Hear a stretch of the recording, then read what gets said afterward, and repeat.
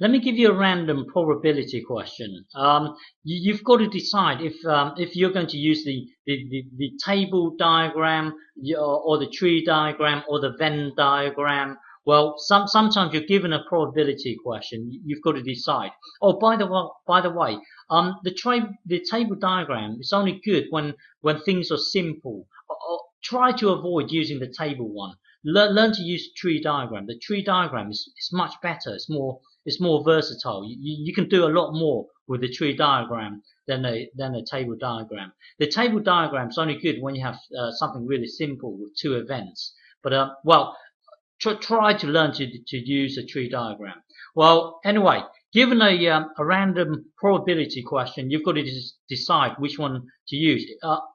Oh, by the way, it could be a conditional probability, so meaning that the outcome of the second event depends on the outcome of the first event. So there's a lot to think about when you're doing a probability question. So anyway, the question is the probability of me passing my physics exam is 0.8. Probability of me passing my chemistry exam is 0.7. Probability of passing biology 0.2.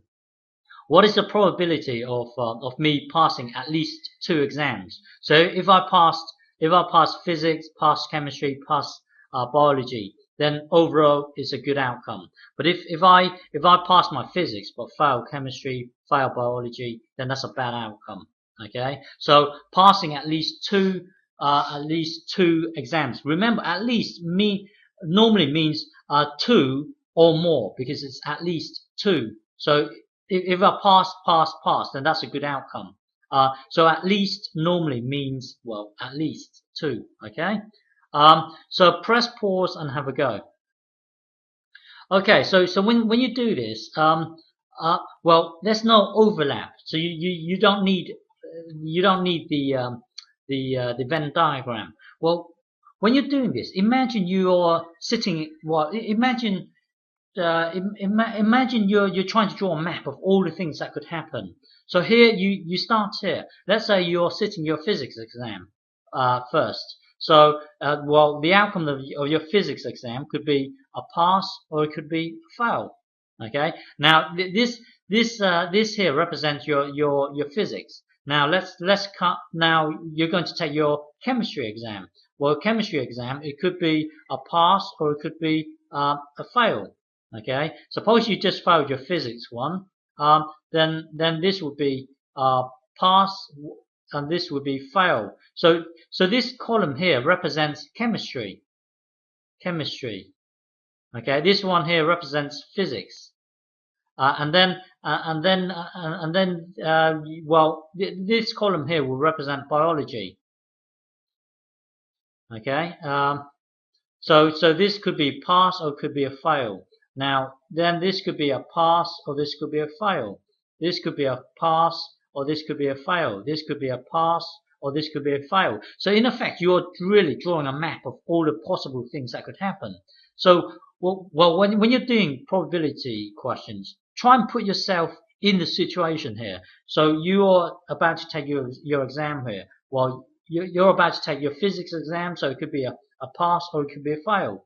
And then once your physics is done, let's do your chemistry. You could be a pass or it could be a fail. Or suppose you failed your physics one, you've got to take your chemistry exam, so it could be a pass or it could be a fail. Okay. Well, anyway, this is your tree diagram here. Now, what is the probability of me passing my physics exam? 0.8. Well, the probability of me passing is 0.8, so the probability of me failing is 0.2.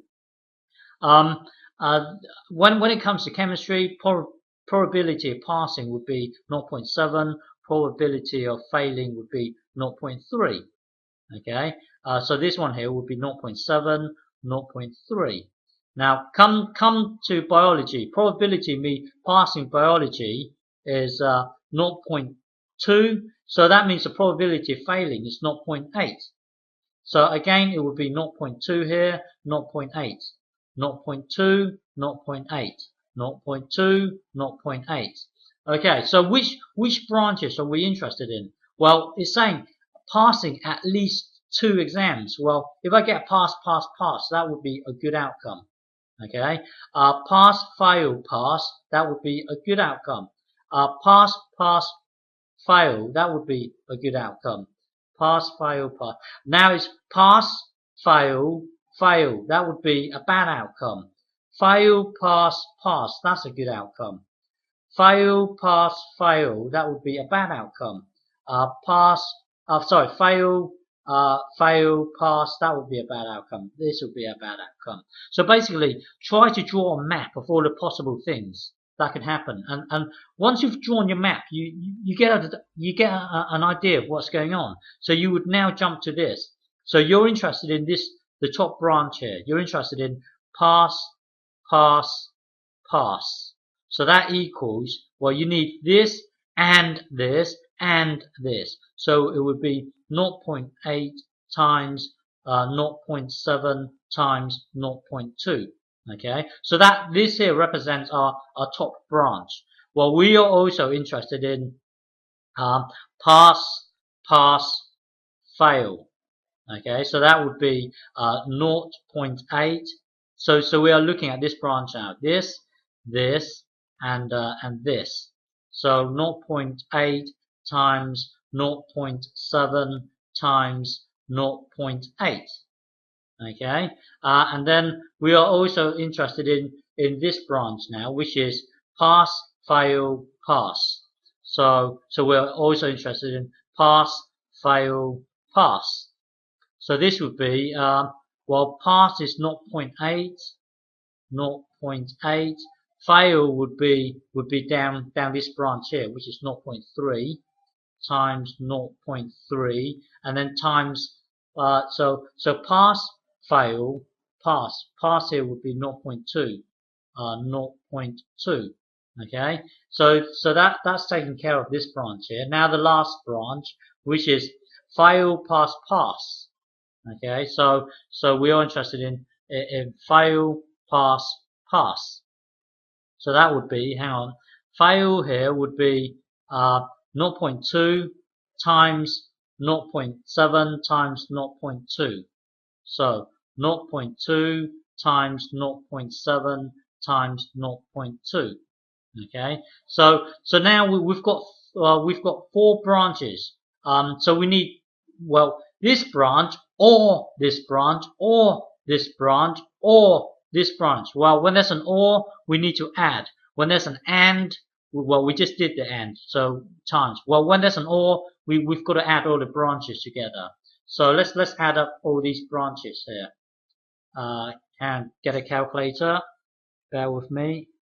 So we need 0.8 times 0.7, 0.8 times 0.7 times 0.2 equals 0.112. Okay, and then jump to this one here, 0.8 times 0.8 times 0.7.